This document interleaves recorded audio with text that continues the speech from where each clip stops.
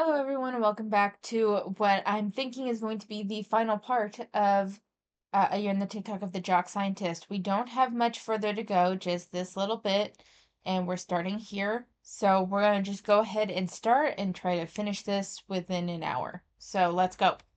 Join me on a thought process I've had recently. When we make intentional weight loss the primary goal of bringing health promoting behaviors into our life, oftentimes that goal becomes a barrier to those very same behaviors. This is not me saying that you shouldn't want to lose weight or whatever. I don't care what you do with your own body. And the calories in, calories out people, you need to leave. You probably have Chem 2 homework that you should be doing. Leave me alone. Way more complicated than that. What I'm actually saying is when I hear someone say they want to get healthy, lose weight, they start exercising more, eating more nutritiously, prioritizing sleep, drinking their water, blah, blah, blah, and they don't see the weight loss goal that they had set up for themselves, so they stop doing all of those behaviors. Now the goal has become a barrier to all of those health promoting behaviors. The goal can just be doing those behaviors. You may or may not see weight loss as a result, but science supports your health outcomes will improve regardless of what the scale does. Then you got to ask yourself, did I want to get healthy or did I just want to get small? I see what she's saying. I do see what she's saying. I don't think, I mean, yes, the disappointment of not losing weight the way you think you will, um, can cause people to kind of throw up their hands and stop all of the healthy behaviors that they were doing. That being said, I also think that trying to do all of the healthy behaviors at once tends to be a little bit unsustainable because it creates this overwhelming change on top of any other like everyday stressors that people can avoid in their lives. So that's why I am all about small incremental changes. Swap out a soda for water. Just a soda for water even once a week and then work up from there. Exercise regularly, can start at 5 minutes, work up from there.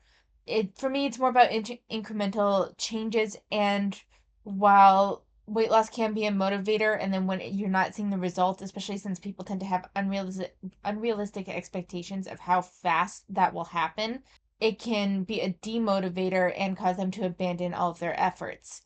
But I think it's kind of I think there's two sides to that coin. Yes, the behaviors can be the goal in themselves, but there's nothing wrong with also having a weight loss goal attached to that. It's more about, again, this all comes back to me to realistic expectations and incremental sustainable changes. And I think that tends to be a bigger reason of why people stop, because if they feel really good, if they're suddenly feeling a hell of a lot better based on the changes that they've made, then the disappointment in their weight won't necessarily stop them from keeping those changes. But if they made all these changes that were really hard because they did all of them at once, and then they didn't even get the result that they wanted, it becomes easier to abandon those changes because they did everything so fast that the frustration and the difficulty with the changes kind of outweighed the physical benefits they felt from it. Does that make sense? I hope I'm making sense. And I want to take a look at the just a quick glance at some of these studies that she has up here. Weight neutral versus weight loss approach for health promotion in women with high BMI. Effects of weight neutral approaches compared to traditional weight loss approaches on behavior, physical, and psychological health outcomes. Weight neutral intervention improves metabolic syndrome status in family caregivers, and weight neutral interventions in young people with high body mass index, a systematic review. So the systematic review, I'm not really. Oh, this one's also a systematic review. It's not that they don't have any value. It's not that the reviews have necessarily like no value, but it's not the same. The randomized controlled study might be interesting, but in all honesty, like I think that to me it seems fairly obvious that yeah, even if you don't lose weight, having health promoting behaviors is still going to have some positive results on your body. Like even if you're not losing weight, I can fully acknowledge that that's not really a gotcha for me. It's that yes, those can be promoting behaviors, but if you're still morbidly obese, like you can be seeing benefits from those behaviors, but if you're still morbidly obese, then still by losing weight you can have even better health markers. You know what I mean? Like it's not an either or situation for me. It's like, yes, doing exercising more and drinking more water and getting more of a varied diet in will help promote your health. If you are still morbidly obese, though, there's still risk factors and issues and just generally how you feel because you're carrying all that extra weight around. But that doesn't mean that you can't still feel better from the health promoting behavior. Like those are not mutually exclusive. Like both can be true. Yes, you will see improvement in your health markers and all of that shit with health promoting behaviors, but that doesn't mean that weight loss wouldn't also still help you further, you know? So, I don't know. Anyway, the whole like way more complicated than that. This is the last thing I want to touch on for this TikTok, but the way more complicated than that in terms of calories in, calories out. Is it a simple mathematical formula for the body? Yes. Does that mean that there's some things that aren't accounted for? Yes, such as how each body can burn calories at a slightly different rate, and that nutrition labels can be off by as much as 20% caloric wise, and that can make it more difficult for counting calories. That doesn't mean that the principle, though, is inaccurate. Someone did mention how if people have nutrition absorption issues, like malabsorption issues, that can also affect like the amount of calories they are actually taking in versus what they're taking in on paper, which I agree with. So there are some factors there. However, I think the principle of the calories that actually enter the system, meaning that the calories that you absorb, meaning for all intents and purposes, if you don't have like malabsorption issues and your body is fully taking in the full calorie and nutrition of what you're eating, then it still enters the system. It's still calories in, calories out, what you burn, all that still applies.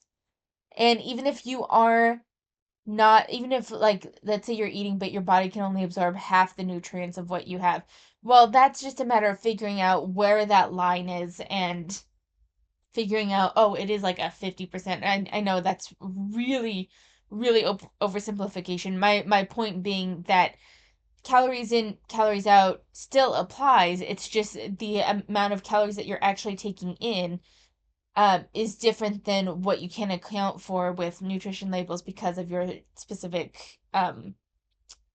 medical issues, you know? So all that to say, it's not that the principle doesn't apply, it's that the amount of nutrition actually entering the system and what it can absorb is going to be different than necessarily what you're eating. I hope that made sense. And we'll just go ahead and move on.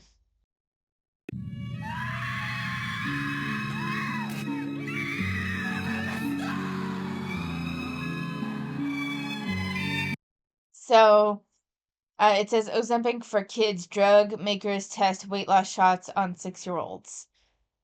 This is in Bloomberg. I'm curious. I want to know like the weight of these kids. All right, and I got it. Uh-huh. Oh, you bitch. So I guess we can't. I guess we can't. Yeah, I'm gonna do one. I'm gonna try one thing. Just trying one thing. All right, with some messing around, I was able. So, for anyone who's wondering, this doesn't always work. Okay, this does not always work. But if you press escape when the article is loading, sometimes you can bypass that subscribe thing. And if that doesn't work, you can go into inspect, and there's like typically what is blocking the article is a simple overlay that you can remove, and then you can read the article. So anyway, Ozempic for kids, drug makers test weight loss shots for 6-year-olds. Uh, I'm gonna just skim this for a second because I'm primarily interested in what is the weight of the 6-year-olds that they are prescribing this to. So, one, it's worth noting that for them, obesity for children is defined as having a body mass index that is in the 95th percentile or greater for their age. So, that is the demographic that they are. So, let's say, I'm curious. So, this top line here marks the the 95th percentile. So for 6-year-olds, it would be 60 pounds or greater, which doesn't seem right to me. But I don't know. I actually haven't weighed a 6-year-old lately, but so that's what that is, and this is specifically for girls. So let's take a look at for boys. 6 years old, 60 pounds, and 60 pounds for boys too. Interesting. What is the average weight then? 36 to 60 pounds. Really? I guess that just seems low to me, but well, I guess when we think of 6-year-olds, like I'm trying to think of my first graders, they are pretty small. So I guess it just, I don't know why that surprises me, but it does. But that's what we're looking at for Ozempic for kids. So 60 pounds and up for a 6-year-old. But something else that is noted in this article is, but even if weight loss drugs are approved for little kids, it's unclear how widely they would be used. Data on uptake among teenagers, which could offer a signal on what usage might look like among even younger kids, is hard to find. The limited information that exists suggests it's far more popular among adults. So it's just a matter of it being greenlit for use in that age group, not necessarily that they will be giving it to all kids that fit that mold. So there's a chance that it would be safe for the most extreme of cases. There's been slow acceptance among doctors, which is typical for any new medication, especially for kids. So it's not like doctors are prescribing this en masse to young children. So something else that's noted is another issue is cost. Commercial insurers have refused to pay for the drugs for kids despite covering the same drug for the child's parents. So the insurers don't necessarily want to pay for weight loss drugs of this level for children. So I mean it's been approved, but that doesn't necessarily mean that it's going to be prescribed like candy to all these overweight 6-year-olds. So it's something worth noting. I'm not sure how I feel about it. I personally don't like the idea of giving kids weight loss medication unless they are like severely obese. That's my perspective. Like, I think 60 pounds for a 6-year-old, yes, they're overweight. Probably depending on their height. Like, I mean, that, again, I've seen some tall 6-year-olds where 60 pounds probably wouldn't be overweight for them. Um, but I'm not a specialist in child obesity or child weight, so I'm this is just me speaking generally. But I have seen some morbidly obese 6-year-olds that, for the quality of their life, would probably benefit from some sort of weight loss medication to help them. Granted, a lot of this still falls on parents and the diet that they give the child. So I have some mixed feelings about this, but I think it was worth looking at. And oh, the oh description thing says people still can't get their medication, but yeah, sure. Just because some people can't get the medication doesn't mean that it wouldn't necessarily still be a potentially viable option for morbidly obese 6-year-olds. But what something that's important with the article is that it's not even going to be like widely used, at least not right now. So just because it's been greenlit for that age group doesn't necessarily mean that it's a free for all, you know? When you take the chance. Now be honest, you giggled at that. You smiled, or you breathed some air out of your nose, or you recognized that it's silly. Because when I tell you that comment section, not what I expected at all. Like scrolling through here, I genuinely feel like I'm losing my mind. The creator didn't even tag anybody. It's literally just supposed to be like a silly goose video. I don't know if y'all know this, but like gym influencer, gym rat, frequent gym goer, not a protected class. Though I guess I shouldn't be surprised that people who make their entire personality about their physique and how much they work out and how often they go to the gym have no sense of humor at all. Their attempt at jokes include making fun of people they perceive as not fit and like their own body dysmorphia. But like, hello, it's the gym. What? It is not that serious. Ever seen a hip thrust? What is serious about that? You'll need to put in some touching grass reps. So, funny thing, funny thing. So I actually don't have a problem with the her critique of the comments on the one video that was poking fun at gym influencers. I don't even have a problem with the gym influencer making fun of sort of video. I thought it was kind of funny, and you have to be able to laugh at yourself. Um, I find it hilarious her critiques though. Gym goer not a protected class. Neither is being fat. I mean, even the New York bill just kind of grouped them in a way that they were already grouped in spirit anyway. Federally speaking, being fat is still not a protected class, especially since you can control your weight. You guys get upset over before and after photos. You guys get upset with people pursuing intentional weight loss. And y'all get all fucking butt hurt over it too, saying like, you're attacking us because you are losing weight. You view your current weight as bad. People, the FAs have attacked those with body dysmorphia over like the any perception that that person has any fear of gaining weight. They FAs have attacked anorexics over in their words, their fear of gaining weight. While the gym goers getting all butthurt over that little joke, I agree is a little ridiculous. It wasn't even that bad. It's not like the FAs are like ones that can take everything in stride and in good humor. Like the most benign comments about weight can trigger an FA. So it just reeks of hypocrisy to me. I think everyone needs to be a little less serious online. And the people that get upset, both the FAs and the gym goers, over stuff like this, it's typically because they view either their fatness or their fitness as a central part of their identity. Like it's part of what defines them. It's part of what defines them as an individual. And that's why they get so butthurt over it. So I find her critiques interesting because when the shoe's on the other foot, there's all sorts of rationale how it's not the same. Comment on your body don't actually care about your health, or they wouldn't say shit like that. If you've ever had the misfortune of being on the receiving end of I'm just concerned about your health, you know how uncomfortable that made you.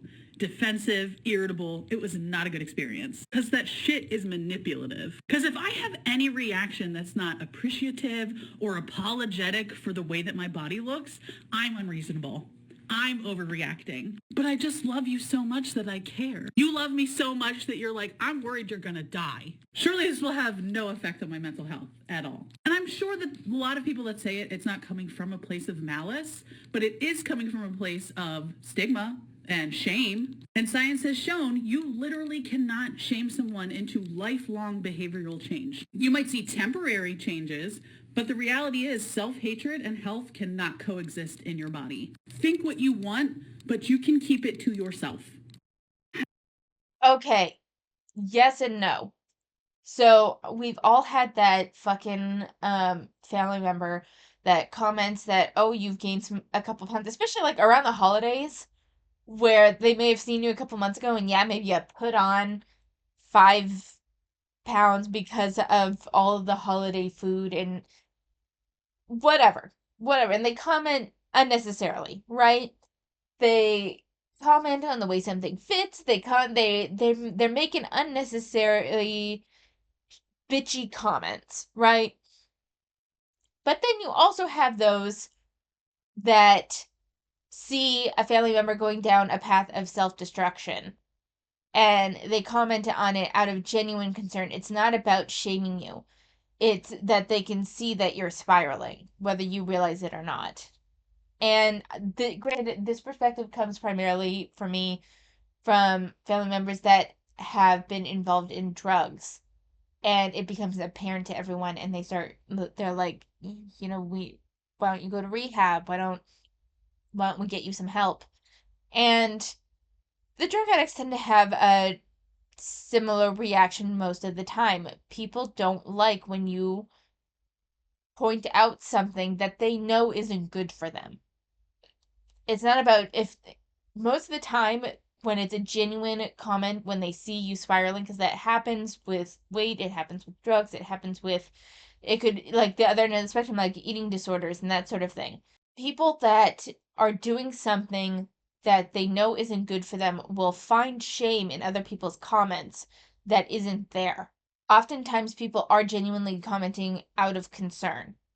There is the bitchy family member that's going to comment just to comment because they can't keep their goddamn opinions to themselves. But if you are spiraling, if you have gained an exceptional amount of weight, I'm talking more than like the 5 vanity pounds. I'm talking like 20 pounds, 30 pounds in a 6 month period or less.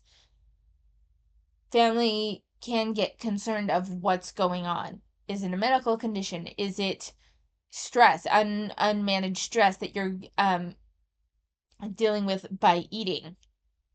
Uh, has there been other negative influences? Have you gotten in a relationship with a feeder, and even if they don't know that it's like a feeder sort of relationship, they can see it on your body that something's off. It's all those sorts of things. There can be genuine concern over your weight and your health that isn't disguised to, like, meant to shame you. It's not meant to do anything but to check and see where you are. Because if you are gaining weight, if you are consistently gaining weight too over a course of years, family can get concerned that something is going on. And I think that that's reasonable.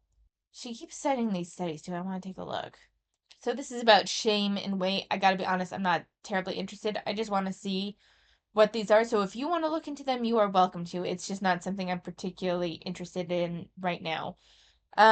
Interventions to reduce shame, a systematic review. Okay, the fuck, like, shame in regards to what?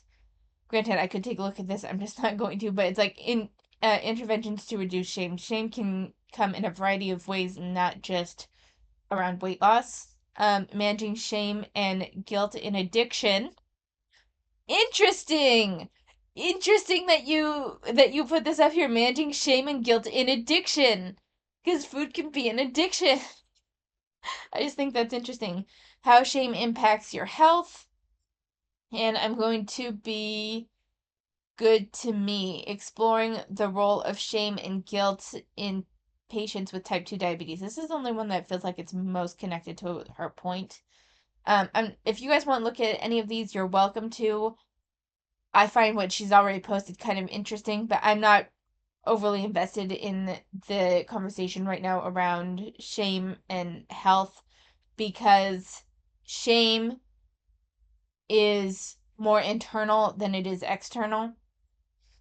Not saying that external factors can't influence how you feel shame, but in my experience and in my opinion, shame starts inside, and then based on what other people say, that uh can in a way validate the shame that you already feel and just compounds it. That's been my perspective and my feelings around it.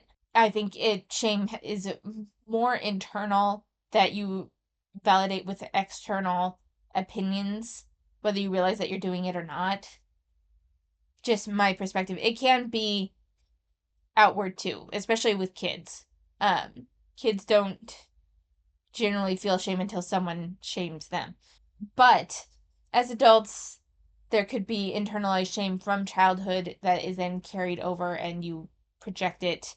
There's I don't know. I think shame tends to be a bit more complex than simply saying you questioning someone's weight or questioning someone's weight gain or whatever is shaming them and therefore affecting their health. I think there's more going on there than that simplification. Eat everything to prove that you are a bully and a troll. Now, Jillian, I am not here to discuss the merits of Ozempic one way or another. That is a whole other video that I don't even think I will ever do because it is a fucking minefield. No, what I want to talk about is this gaslighting girl boss behavior going on.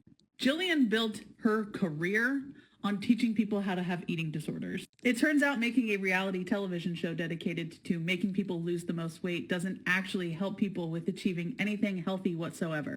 How are you shocked that Rachel Fredrickson lost a lot of weight? That's what you were telling her to do. Turns out making a TV show about weight loss doesn't actually achieve anything long term. It was so ineffective, they conducted actual peer-reviewed studies on it. And you're over here clutching your pearls about Ozempic and its potential side effects? Where was that concern when you were purposely dehydrating and giving your contestants caffeine supplements on the show? Okay, I know that there was a lot going on with The Biggest Loser.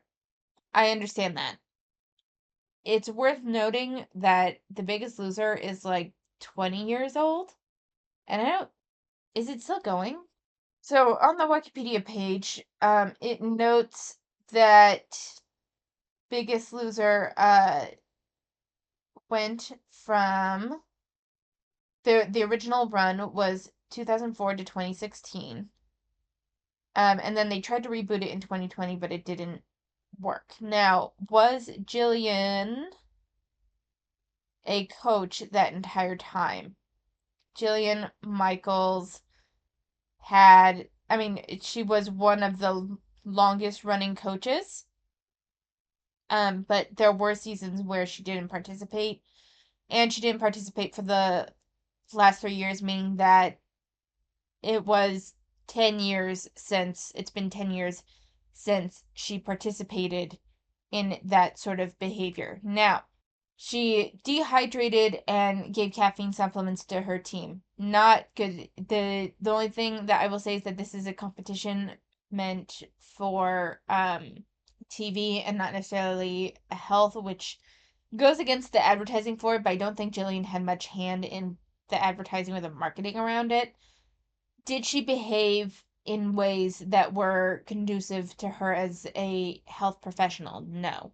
That being said, 10 years is a long time. She could very well have grown since then and maybe change. I don't know. 10 years is just so long. Maybe I'm missing something here. Maybe she's posted some stuff. I haven't kept up with Jillian Michaels, so I'm going based on her involvement with The Biggest Loser.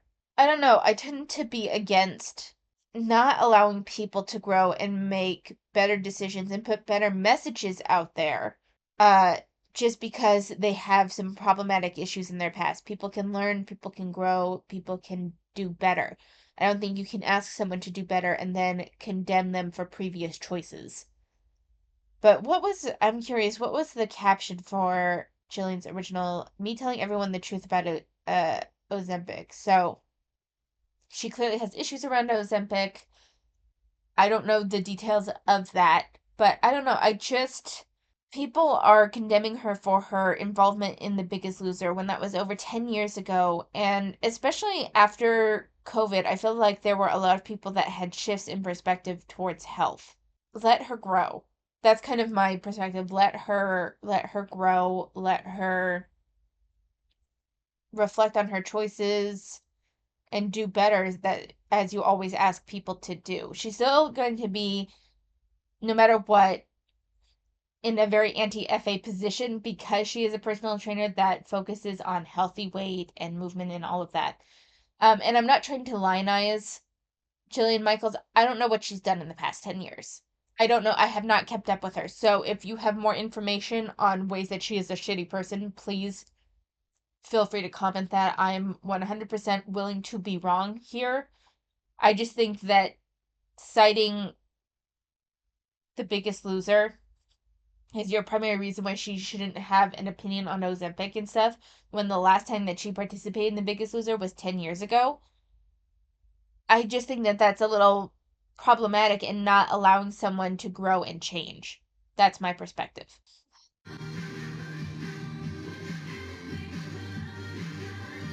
I adore that video. Oh, hello. Emphasizing results that don't have to do with what is happening to your body size is one of the key ways of making exercise a sustainable habit for yourself. And I know it's not as sexy as all of the dumb shit social media is trying to make you insecure about with Pilates arms and leggings legs and snatch weight. I know how dry it is for me to sit here and be like, but your bone density and your brain health. But people get so bent out of shape because their body size is not changing from the exercise that they just stop doing it altogether, and now they're no longer getting any of those wonderful results. And I think this is especially true in people in larger body sizes who are exercising regularly. Because people like that commenter are like, but it doesn't look like it though. Your body size and physical appearance are made up of so many components, and physical activity is just one teeny one. Everyone sees results from exercise, regardless of body size. Comment said, okay, but how's the results? The original person that Mal is stitching says, how are the results doing these dance workouts? He said, this is the caption. My heart rate is steadier. I'm less out of breath. I have better coordination. I'm sleeping better. I'm happier and more confident. So I think something that's worth noting is that Mal did point out something that is an issue with people that exercise to lose weight, and they think that the exercise is what will change their weight. When it's, yes, exercise can change the general shape and how muscle is distributed and all of that, but what's going to make you lose weight is your diet, and that's some there's some issue there. And yes, you should exercise just for the sake of health benefits and not just to lose weight, but most people do best with an external motivator, or sorry, an extrinsic motivator like the weight loss rather than a more intrinsic motivator, which is the how you feel and how the health benefits of exercise. I'm all for this woman. She likes to dance workouts. She's getting movement in. She's getting her heart rate up. I have no hate. I just don't think that it's wrong for people to exercise for the sake of weight loss. I just think that it's a bit misguided. So that's my opinion there. We're almost done.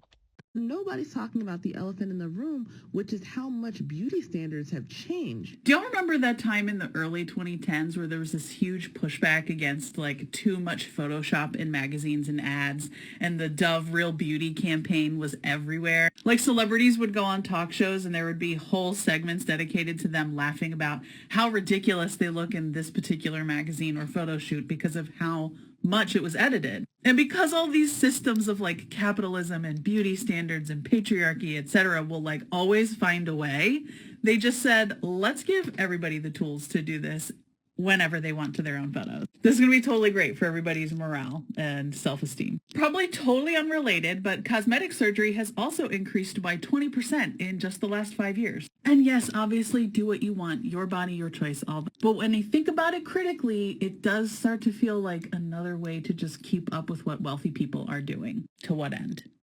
Nobody's talking about the elephant. So I'm actually curious to hear your opinions on that. In the end, it's to keep up with what wealthy people are doing. Potentially, at the same time, I don't think that it's company's responsibility to not give people access to general editing software that can be used for a variety of things, but people use it to make themselves look like celebrities because I think that's just one kind of human nature, and two, I don't know, I'm just not really for keeping technology from the masses because of how people will use it. For me, it largely comes back down to personal responsibility for me. Um, and if you want to blame it on capitalism and you want to blame it on all that, then go ahead, I guess. I don't have much to say. I just don't have an issue with everyone being able to Photoshop their stuff. Is it unrealistic? 100%. Has cosmetic surgery increased? Yes. It all comes down to people's personal choices to me, but I'm curious to hear your opinion on this. So this was the most recent one from April 8th. This was the most recent post, but she has a couple of pinned ones that we're going to take a look at. So the comment, which was, it says realistic recovery, I think it's anti-diet pilot now, said, when I tell someone that fat people live longer, and she's going to talk about the obesity paradox. So we'll go ahead and hear her point on the obesity paradox, and then I'm going to give my own opinion and maybe cite some evidence. Is this an opportunity to talk about the obesity paradox? Then yes, it is cold enough for me. The obesity paradox is the fun way the science and medical community maintain their bias against fat people.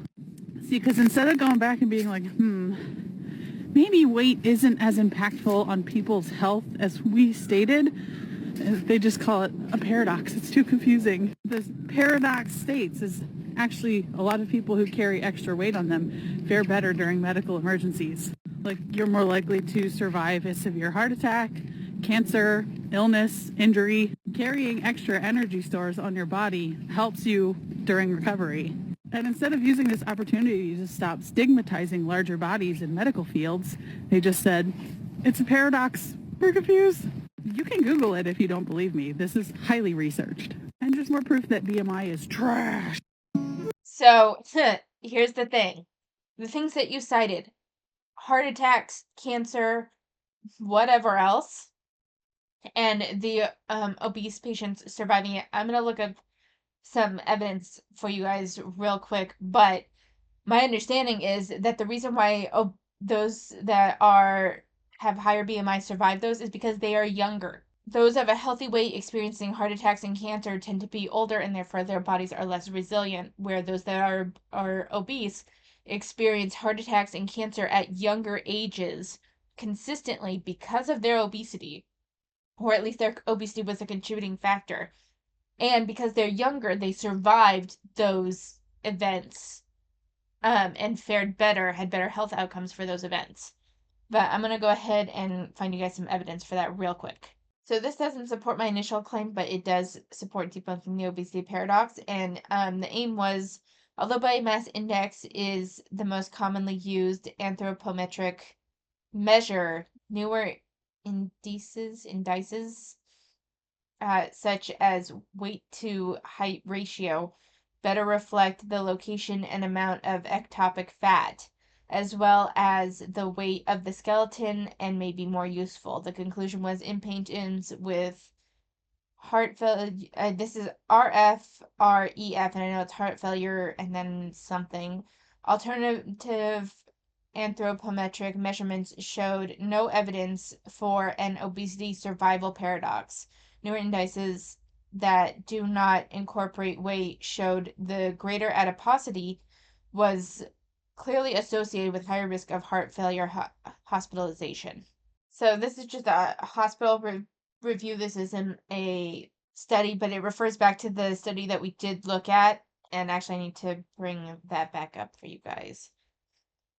So you guys know that it was from the European Heart Journal, and the author was Jawad H. Butt, Mark C. Petrie, Pardeep. I need to stop trying to pronounce these names, but here it is. It was published in April of 2023 in the European Heart Journal, just so you guys know.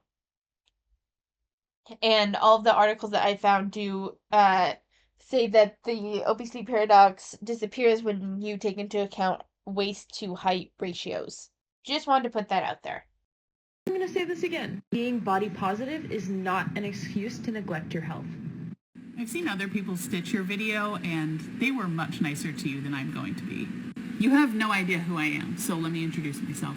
I am an exercise physiologist, which means I hold a degree in this field, a certification in this field, and I've been a professional in this field for a decade. In fact, one of my jobs was actually managing a gym where I hired, trained, and fired personal trainers just like you. And I mean that literally. You're not special. A thin, white, young, able-bodied personal trainer is quite literally a dime a dozen, especially ones with such spicy takes like fat, bad, unhealthy. So something worth noting is that we are more than halfway through her TikTok, and once again, she is only attacking. She gave her credentials, which doesn't necessarily negate what the original sister said about being body positive is not an excuse to neglect her health in terms of weight. And all that she's done so far is attack the woman, saying you are a dime a dozen with spicy takes, said very sarcastically that, fat, bad, whatever. Once again, this is my biggest issue with the Jock scientist, is that so often she doesn't address actual points, she just attacks the person. You need lose weight with exercise, me make you. And a significant misunderstanding of body positivity on top of it. I need you to start wrapping your head around the idea that people can pursue fitness without a weight loss goal. She didn't say anything about pursuing fitness without a weight loss goal, number one. And she said that she misunderstood body positivity without explaining how she misunderstood body positivity. So that whole claim is nothing, because you aren't explaining what exactly she got wrong. Probably because you can't. You guys love to say that people are misunderstanding you and people are without providing any level of clarification. You just like to call people dumb. Maybe if so many people are, in your words, misinterpreting or purposefully misrepresenting your argument, maybe you're a bad speaker. including fat people. Your attitude and approach is exactly what keeps a lot of people away from fitness. Good luck on your exam. All you've done is be facetious and rude and attack her, pretty much. You did nothing against her argument. Perfect example of what an ad hominem attack is, which is what my next video is for levels of disagreement. Since she's giving me the perfect segue, what's going to happen going forward? This is the end of the Jock Scientist. I am done. We won't be revisiting her. We're gonna move on to someone else. I have a wheel of fan acceptance that we will spin next time I'm doing a year in the TikTok and see what we end up with. This is the end here. I'm gonna check out that Fab Fatties podcast, and then after that, I will have the next video on levels of disagreement, and then we'll move into our next year in the TikTok person. But we're ending it here. Overall, the Jock Scientist has potential to be a force for good. I do think so. She has a lot of great knowledge in regards to body mechanics and exercise, but she oversteps when she talks about obesity paradox, obesity issues, nutrition, and anything that's kind of outside of her lane of exercise, in my opinion. She is also overly condescending and relies a huge amount on ad hominem attacks with people she disagrees with. This is my issue with the Jock Scientist. I think that she has a lot of potential, even within her own movement, to be a source of good, but this bullshit that she does with attacking people and providing loose research evidence works against her. That's my opinion, and that's where I'm going to leave her here in the TikTok. Those are my opinions on her.